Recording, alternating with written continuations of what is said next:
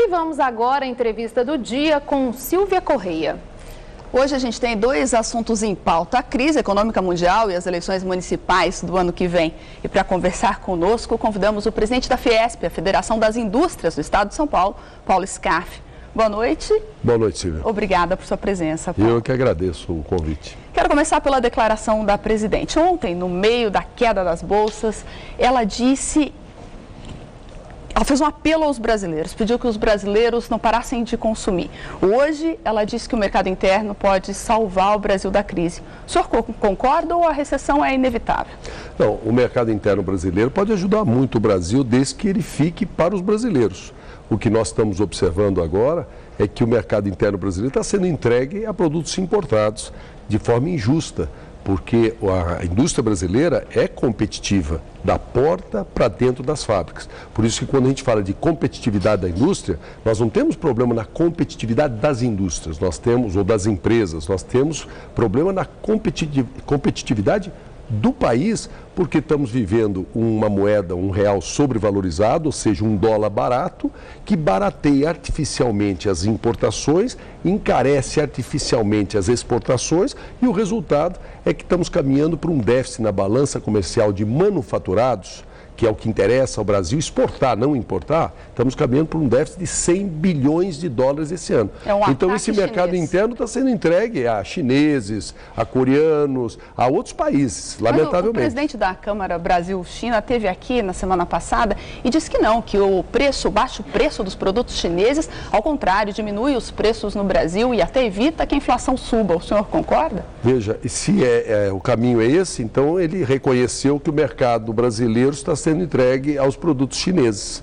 Então, contraria o que a presidente está falando. A presidente diz que é importante esse patrimônio do Brasil, que é o seu mercado interno. E nós estamos entregando a outros países e, com isso, gerando empregos em outros cantos do mundo. Agora, essa distorção cambial, enquanto o nosso real aqui está sobrevalorizado em 20%, 25%, o yuan chinês está desvalorizado em 20%. Então, não há uma diferença de competitividade de 40%. É uma competição injusta.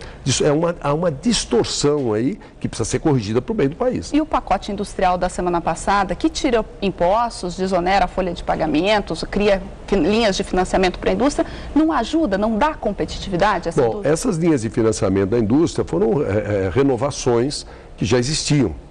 Não é que surgiram tantas novas linhas de financiamento. Quanto à desoneração, apenas tiveram desonerações 4 setores e uma desoneração que está sendo calibrada. Alguns casos não está havendo nenhuma vantagem, porque foi colocado 1,5% sobre o faturamento e tirado o INSS da folha de pagamento. Depende do perfil da empresa e do setor. Isso pode dar uma desoneração, ou seja, reduzir alguma coisa no imposto, e em alguns casos o impacto e outros estão até aumentando. Então, o que há necessidade é haver uma revisão nessas medidas e se fazer bem esta conta. O que falta, Paulo Scarfe? Que medida precisa para a indústria brasileira, então, ganhar competitividade nesse mercado aí tão instável? Eu repito a você, a competitividade que o país precisa receber, porque a dificuldade do custo caro de infraestrutura, do custo caro da logística, de falta de reformas estruturais, dos juros elevados e tudo isso ainda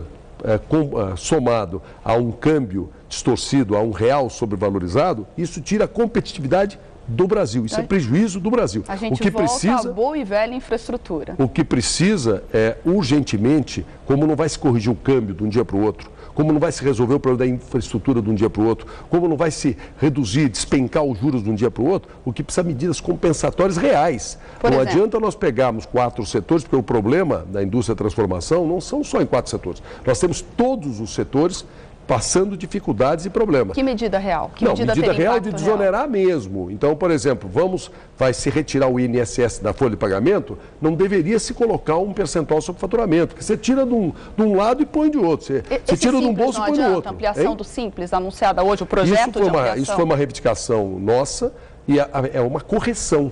O Simples, há 5 anos, não era corrigido.